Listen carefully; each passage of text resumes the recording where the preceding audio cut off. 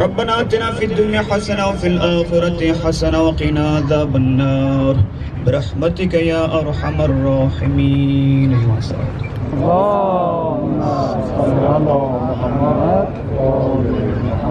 Dear friends and fellow community members, sadly, Afghanistan entered the darkest chapter of its history. Every single members of the community here in Australia and abroad are shocked and expressing fear and sorrow for what had unfolded in Afghanistan during last many days or so. We are humbled by warm support. Mr. Peter Malinauskas, MP leader of South Australian opposition, and many other VIP service providers, community leaders, and media representatives today are some testimonies for their support. We are grateful of your support and looking forward to your continuing advice and support in helping our people in Afghanistan who got hostage by the Taliban and their supporters. Taliban does not need to be introduced. They are well known by their harsh and discriminatory interpretation of Sharia. They are well known by their inhuman approach towards women, ethnic and religious minority groups, and their opponents. They are well known in violating basic and universal humanitarian rights, values such as the right of life and liberty, freedom from slavery and torture, freedom of opinion and expression, the right to work and education, and many more. Everyone is entitled to this right without discrimination, but Taliban never recognized and adhered them. Even during last 20 years, they have become worsened as they have been deeply influenced by the ISIS, Al-Qaeda, Haqqani network, and many other terrorist organizations. It would be naive to think that the Taliban have changed and abandoned their barbaric beliefs and ideology. They are ordering everyone to behave within the Sharia framework that they have introduced and interpreted. As proud citizens of Australia, we are expecting from Australian government and our political leaders that do not let Afghan citizens down being persecuted in Afghanistan again and again by the Taliban. We are expecting that Australian government, in conjunction with other international counterparts, to assist Afghan citizens by rescuing those individuals at higher risk to safer places, increasing humanitarian intake, speeding family reunion processing, allowing those on temporary visas to stay in Australia permanently, providing humanitarian aid to the displaced people, and pressing Taliban to preserve humanitarian rights and values. Once again, on behalf of South Australian Afghan community, I thank you for your support and friendship, and we are looking forward to work with you in conveying stressed voices of people of Afghanistan for help to the world and wider Australian community. Thank you.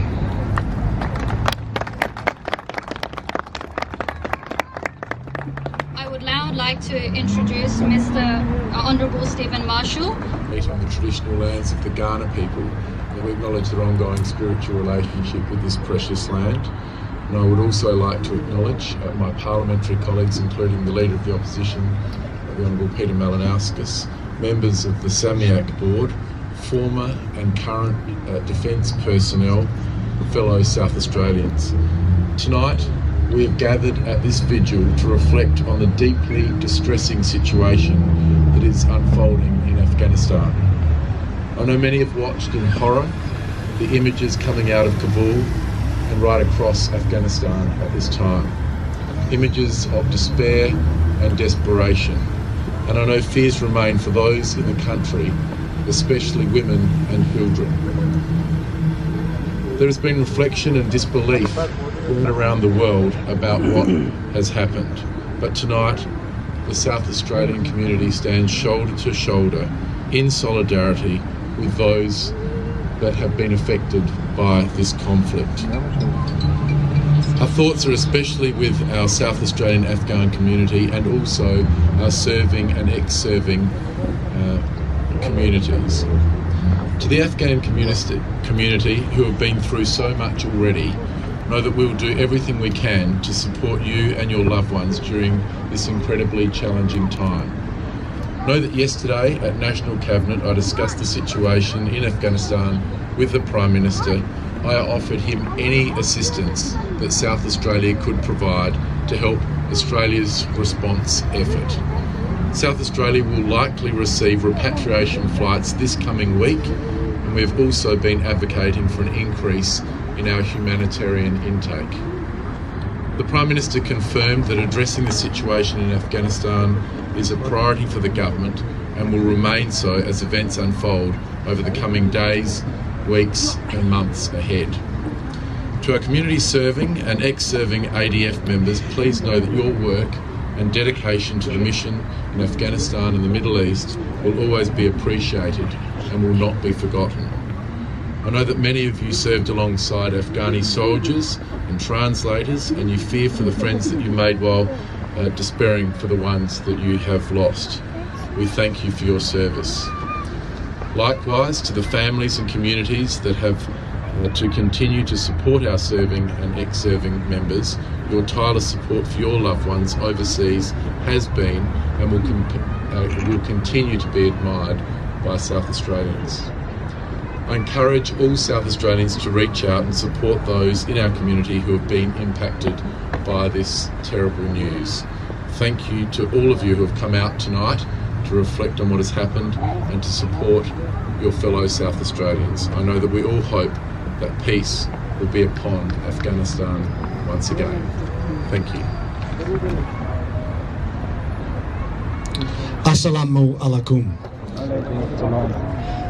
Ladies and gentlemen, to the Premier of South Australia, the Honourable Stephen Marshall, and all of my parliamentary colleagues here and representatives of local government as well. Friends, we get together tonight in solidarity for the people of Afghanistan at a truly extraordinary moment in time in our world. Those images that we all saw in our TV sets during the course of the week shocked us all.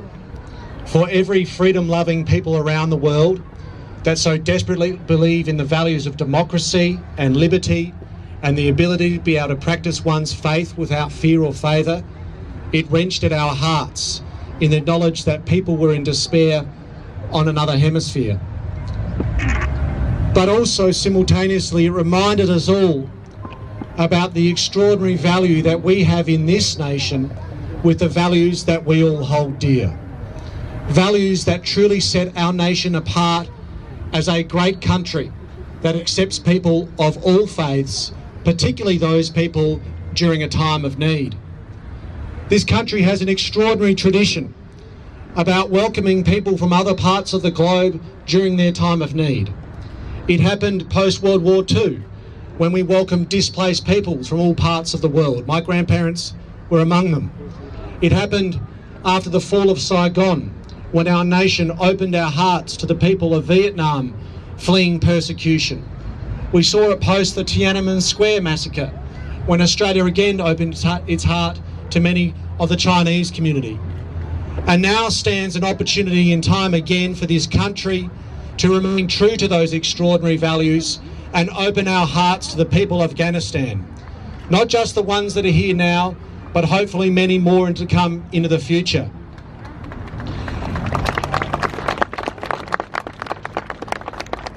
This stands as a test in time again when we think about the 4,000 plus Afghans in our nation right now on temporary protection visas without a path to permanent residency or citizenship.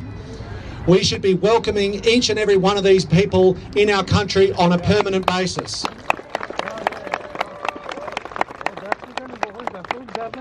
Similarly with those on safe haven enterprise visas, and many of you who would so desperately love to have in your arms again a loved one who is now concerned for their safety. You should know that we stand with you. I will continue to do my bit in advocating for this cause, not just for your sake, not just for the sake of your brothers and sisters and sons and daughters and mothers and fathers, but for the sake of all of us in this country, so that we can continue to be a nation that opens our hearts with compassion and consideredness to people from other parts of the world during their time of need. We stand in solidarity with you. We pray with you. I particularly think of those people from ethnic minorities right now that might be fearing repercussions from their brothers and sisters in the homeland. I think of the Hazara community amongst others, particularly during a special month when I know you're commemorating the martyrdom of the grandson of the Prophet Muhammad. This is an important time for us to remain true. We stand with you, we will be with you in these coming weeks and months ahead. Tashakur. Tonight, we gather here to stand shoulder to shoulder with our fathers, mothers, brothers and sisters that are suffering and have suffered for the past many decades. We are here to speak on behalf of a generation that will be forgotten if the world does not do anything to help them today. We are here to light candles and tell the world that Afghan lives matter too. The thought of safety, well-being and uncertain future of our loved ones in Afghanistan have distressed us immensely. And the past few days have made us realize that we are a forgotten nation. On 15th of August, the whole world watched as the Taliban took over the presidential place in Kabul and started roaming the streets and changing every flag all over the country. Let me tell you one thing, Afghanistan has and always will have one flag, and that is the black, red, and green color, where black represents times of darkness, red represents the blood that has been spilled in order to overcome this darkness, and green is the light that represents hope and good times that are to come. This evening, we are here to say that enough is enough. Afghanistan has suffered enough. Up until 2 to 3 decades ago, it was a crime to be Hazara. My grandfather and mothers could not go get any education and had the life of a shepherd. We have always been the target of discrimination and prejudice. The attacks that have happened on schools and mosques under the Ghani regime were mainly on Hazara brothers and sisters and other tribes all over the country.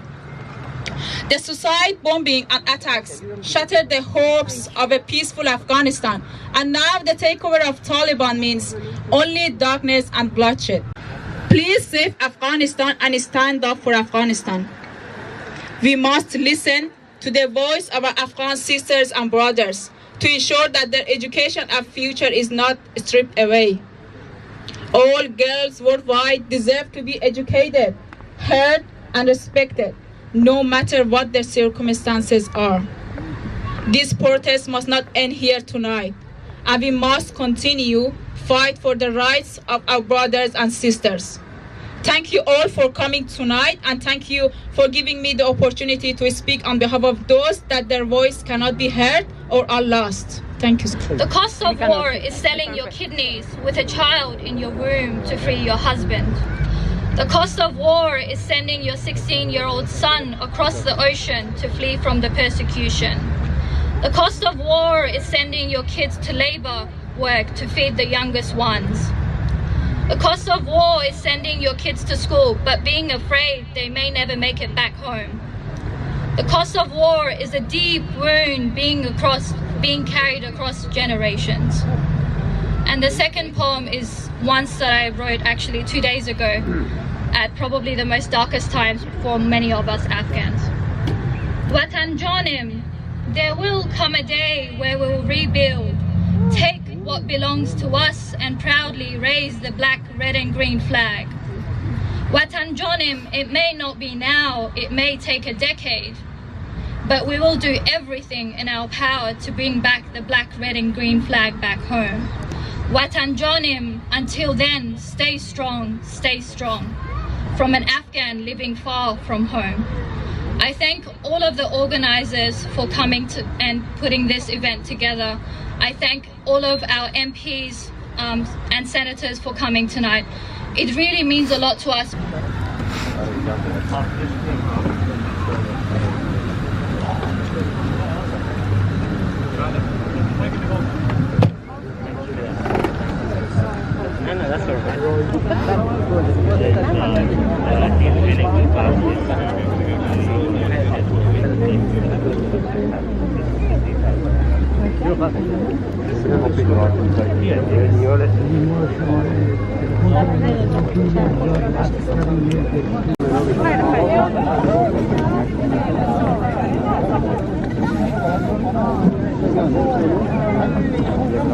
Claro, sí,